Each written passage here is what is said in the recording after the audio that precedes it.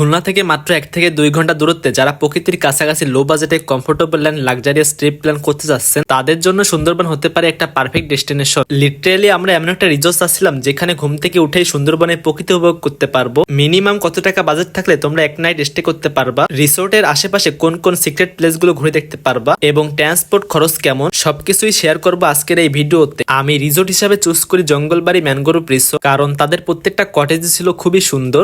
একটা কটেজের দূরত্ব বেশ দূরে, কাঠের তৈরি পোল দিয়ে তোমরা এক কটেজ থেকে আরেক কটেজে যেতে পারবা, আর কাঠের পোল গুলো একটা অ্যাস্থেটিক ভাইবস দিবে। আমাদের যাত্রাটি শুরু হয় সকাল 11টায় খুলনা থেকে। আমরা বাসা থেকে বের হয়ে সোজা চলে যাই 0 পয়েন্টে। এইখান থেকে আমরা বাসে করে রওনা করি মোংলার উদ্দেশ্যে। ভাড়া নিয়েছিল জনপ্রতি 100 টাকা করে। পথে কিছু দূর যেতেই পরে ঝুম বৃষ্টি, বাসের জানালা দিয়ে বৃষ্টি দেখতে দেখতে চলে যায় মোংলা হাইও রোডে। আর এই রোডটা যে এত সুন্দর, দুই পাশেই ছিল মাছের ঘের, এইখানে চিংড়ি এবং কাঁকড়া চাষ হয়। যাই হোক, তো আমরা মোংলা বন্দর পার হয়ে চলে যাই মোংলা বাস স্ট্যান্ডে। এইখান থেকে রিসোর্টে যাওয়ার দুইটা ওয়ে আছে, সড়ক পথ এবং স্থল পথ। আমরা বেছে নিই সড়ক পথ, বিকজ সাগরে সিগন্যাল চলতেছিল, আমরা কোনো রিস্ক নিতে যাইনি। আমরা ট্রলারে করে লাউডুক ঘাট পার হই এবং এইখান থেকে রিসোর্টের গাড়ি এসে আমাদেরকে রিসোর্ট পর্যন্ত নিয়ে যায়। রিসোর্টে ঢুকবার পথটা ছিল খুবই সুন্দর, দুই পাশে গোলপাতার গাছ, মাঝে কাঠের পোল। তো এই কাঠের পোল নিয়ে আমরা চলে যাই লবিতে। এইখানে আমাদের সব ইনফরমেশন নেওয়ার পরে আমাদেরকে দেওয়া হয় ওয়েলকাম ড্রিঙ্কস। দেন আমরা বেছে নিয়েছি জঙ্গলবাড়ি ম্যানগ্রোভ রিসোর্টের সবচেয়ে সুন্দর কটেজ সৈতাল। এইটা ছিল আমাদের রুমের প্রত্যেকটা কর্নারে ছিল অনেক সুন্দরভাবে সাজানো, অনেক সুন্দর একটা বেড ছিল এবং বেডের সামনে ছিল একটা স্মার্ট টিভি। দেন রুমের ভিতরে একটা এসি ছিল যেটা 24 ঘন্টায় চলতেছিল।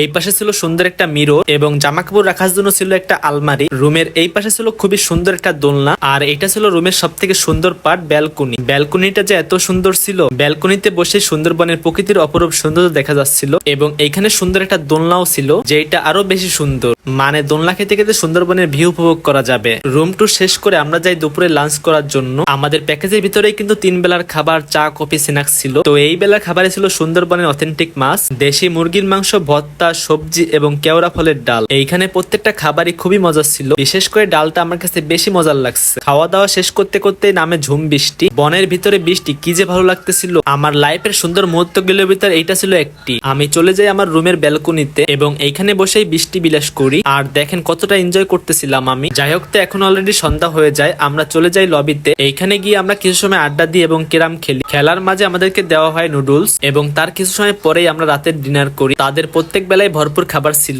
যত ইচ্ছা তত খেতে পারবেন আপনি। এই বেলায় স্পেশাল ছিল হাঁসের মাংস, সাথে সবজি এবং ডাল। হাঁসের মাংসটা যা ছিল না, উপস, আমার মুখে এখনো লেগে আছে এটার স্বাদ। সো খাওয়া দাওয়া শেষ করে আমরা যাই রুমে এবং এইখানে যে আমরা এত এনজয় করতেছিলাম এইটা কখনো ভিডিওর মাধ্যমে বলে বোঝানো সম্ভব নয়। আপনাদের কাদের এমন ভাই বন্ধু আছে তাদেরকে মেনশন করুন। এইটা ছিল পরের দিনের সকাল বেলা। এই সকালটা আমার কাছে একটা স্বপ্নের মতো সকাল ছিল। ঘুম থেকে উঠে বাইরে দেখতে পাই ঝুম বৃষ্টি, সামনে সুন্দরবন, মাঝে নদী, তার মধ্যে বৃষ্টি। আমি হাতে 1 কাপ লাল চা নিয়ে প্রকৃতির অপরূপ সৌন্দর্য দেখতে দেখতে চা খাওয়া শেষ করি এবং তার কিছু সময় পরে আমাদেরকে দেওয়া হয় ব্রেকফাস্ট, পরোটা, ডিম ভাজি এবং সবজি। খাওয়া দাওয়া শেষ করে আমরা যাই ক্যানেল ক্রুজিং এ। ছোট একটা ডিঙি নৌকো নিয়ে সুন্দরবনে একদম গহীনে চলে যাই। আমাদের আশেপাশে কেউই ছিল না, শুধু পশু পাখির ডাক শোনা যাচ্ছিল। আমরা বনের ভিতরে খুঁজে পাই গোল্ড ফল, এটা আমার অনেকদিন ধরে ইচ্ছা ছিল খাওয়া, ফাইনালি এটা পেয়ে যায়। দেন অনেক স্ট্রাগল করে আমরা এটা সাথে করে নিয়ে আসি। এইটা খেতে অতটাও ভালো না, আমার কাছে মোটামুটি লেগেছে। তো এই ছিল আমাদের সুন্দরবনে একদিন এক রাতের ভ্রমণ। আমাদের থাকা, খাওয়া, মোংলা থেকে রিসোর্ট পর্যন্ত যাওয়া এবং আসা, ক্যানেল ক্রুজিং, এই সবকিছু নিয়ে জনপ্রতি খরচ হয়েছিল 4500 টাকা। এছাড়াও তাদের আরো অনেক ধরনের প্যাকেজ আছে, তাদের পেজ ভিজিট করলে দেখতে পাবেন। আর আপনারা যদি আরো বিস্তারিত জানতে চান তাহলে আমাকে কমেন্ট করে জানাতে পারেন। সো আজকের ভিডিওটা আমি এই পর্যন্ত রাখতেছি, দেখা হবে পরবর্তী ভিডিওতে। এই পর্যন্ত সবাই ভালো থাকেন, আল্লাহ হাফেজ।